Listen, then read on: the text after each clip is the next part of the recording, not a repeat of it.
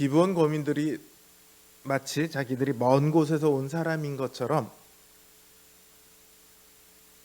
이스라엘을 속입니다. 그래서 이스라엘과 화친의 약속을 맺죠. 그리고 이스라엘은 그들이 사실은 기브온 사람이라는 걸 모른 채로 가나안 땅을 점령하기 위해 이동합니다. 그러다가 도착한 곳이 3일 만에 도착한 곳이 어디냐면 기브온이에요. 기브온에 갔더니 이스라엘 사람들은 그제서야 자기들이 속았다는 것을 깨닫게 되죠. 이스라엘 백성들은 난리가 났습니다. 이들은 신명기 7장에서 모세가 말한 것처럼 이스라엘은 그 땅의 모든 족속들을 진멸하라, 이런 명령을 가지고 있습니다. 그대로 해야만 합니다. 그런데 이미 회중 족장들이 여호와의 이름으로 그들을 죽이지 않겠노라 이렇게 맹세를 해버렸습니다. 이스라엘은 기브온 거민들을 진멸해야 하지만 죽일 수 없는 상황에 처하게 되었습니다.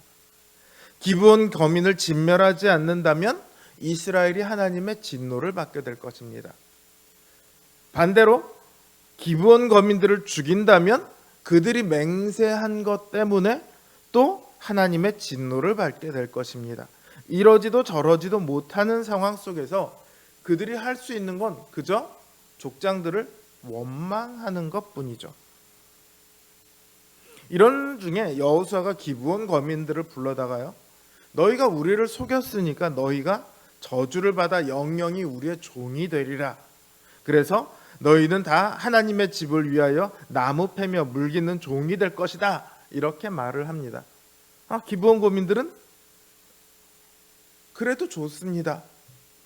우리가 그렇게라도 하겠습니다.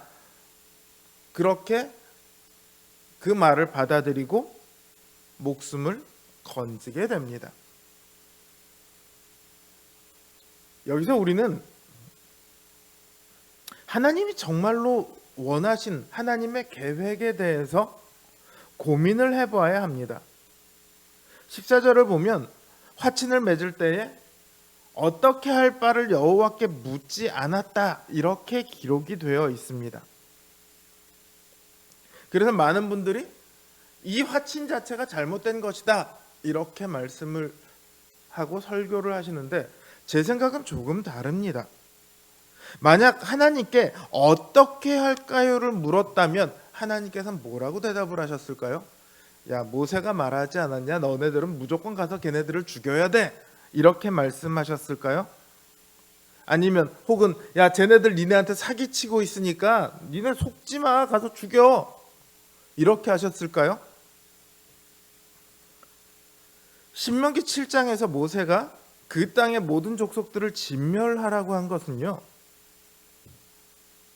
이스라엘이 그들의 영향을 받아 우상을 섬기게 될 것을 방지하기 위해서였습니다. 그래서 그 땅의 모든 족속들과는 아무런 언약도 맺지 말고 불쌍히 여기지도 말고 혼인하지도 말고 진멸하라고 한 겁니다.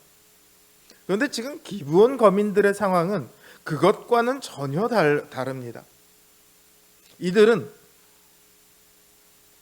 우리가 이스라엘의 종이 되어도 좋으니 살려만 달라는 겁니다.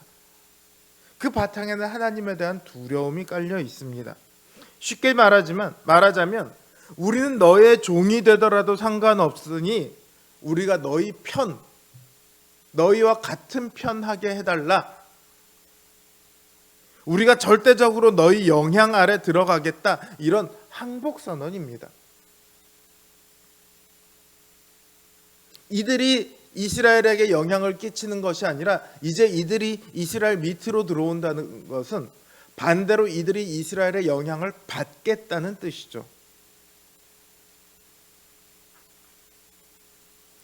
여호수아서의 전반부 12장까지는 가나안의 점령에 대한 내용을 다루고 있습니다. 그리고 그 뒷부분은 그 점령한 땅에 대한 분배를 다루고 있는데 이 앞에 12장까지를 보면 핵심 내용이 전쟁 그 자체가 아니에요.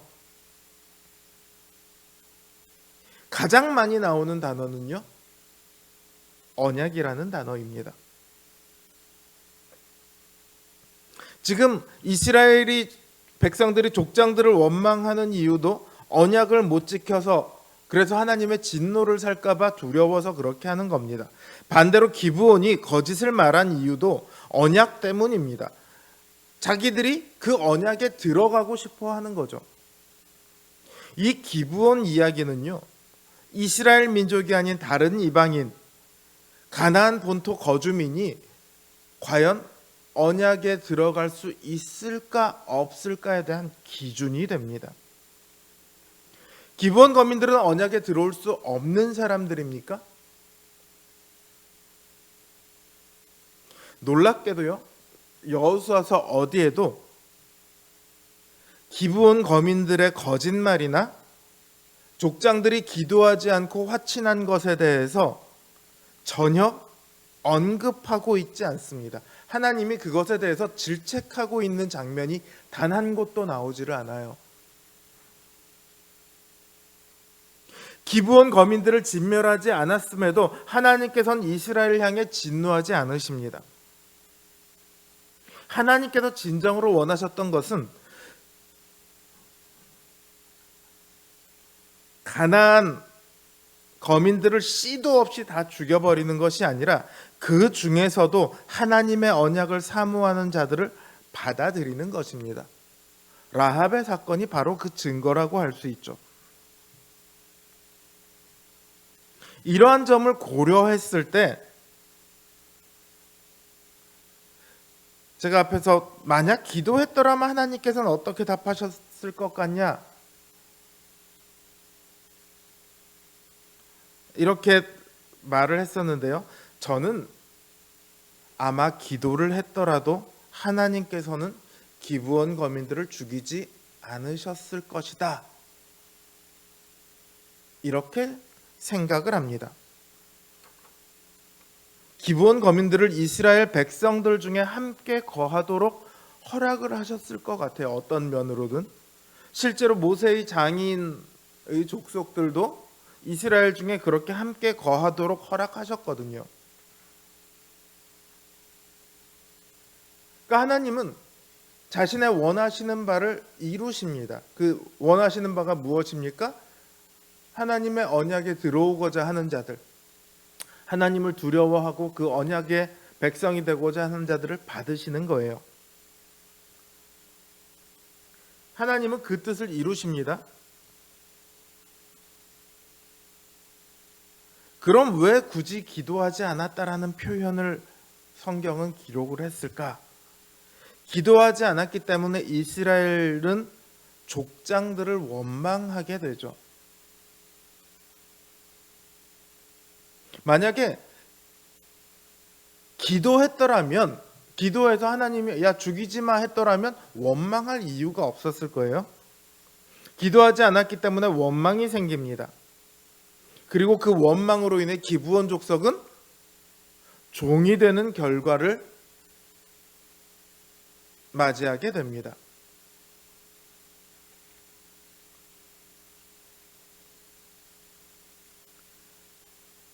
놀랍게도요, 창세기 11장 26절을 보면요,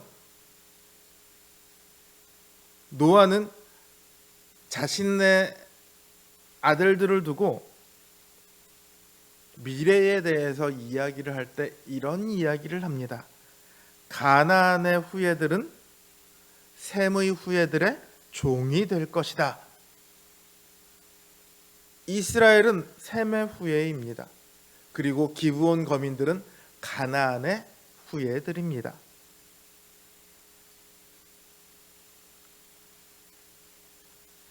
이 이야기가 이 창세기에서 노아가 했던 그 이야기가 오늘 여호수아 9장에서 이루어지고 있습니다. 하나님의 일하심은 놀랍습니다. 하나님께서는 자신의 계획한 바를 반드시 이루어 가십니다. 그 계획이 인간의 순종을 통해서 이루어지는 경우도 있지만요, 반대로 인간의 거짓이나 혹은 기도하지 않았던, 어떻게 보면 나태함과 같은 그런 모습을 통해서도 하나님께서는 세우셨던 계획을 조금도 흐트러짐 없이 이루어 가십니다. 하나님께서 원하시는 것은 하나님을 경외하는 사람들이, 그리스도를 믿는 사람들이 온 땅을 채워가는 것입니다. 그리고 하나님께서는 그 일을 반드시 이루십니다. 때때로 성도들이, 교회가 타락할 때도 있지만 그럼에도 하나님께서는 반드시 그 일을 이루어 가십니다. 하나님의 나라는요, 우리의 순종으로 이루어가는 나라가 아니에요. 그거를 오해하면 안 됩니다. 우리의 순종으로 이루어가는 나라가 하나님의 나라라고 한다면 그 하나님의 나라에 우리의 약간의 지분이 있어야겠죠. 그런데 그런 거 없어요. 그럴 게 아닙니다. 하나님께서는 하나님 자신의 힘으로 그 나라를 만들어 가십니다. 그리고 그 거룩하고 영광스러운 일에 우리를 불러주십니다. 순종은 그 하나님의 일과 하나님의 계획에 우리가 동참하는 것이죠. 그러니까 순종은 우리를 위한 것이지 하나님이나 하나님의 나라를 위한 것이 결코 아닙니다. 하나님은 우리의 순종이 없이도 모든 일들을 그 뜻대로, 계획대로 만들어 가십니다. 그러나 순종과 불순종의 결과는 전혀 다릅니다. 그 과정에서 순종하는 사람들을 하나님께서는 칭찬하시지만 불순종하는 사람들을 향해서는 하나님께서 진노하십니다. 우리는 이 하나님, 우리를 불러주신 그 하나님의 일에 순종함으로 동참해야 합니다. 그것이 바로 우리를 위한 일이기 때문입니다. 하나님께서 이루어 가시는 그 영광된 역사에 우리가 부름을 받았습니다. 순종함으로 그 영광된 일에 동참할 수 있는 참으로 복된 저와 여러분들 되시길 주님의 이름으로 기원합니다.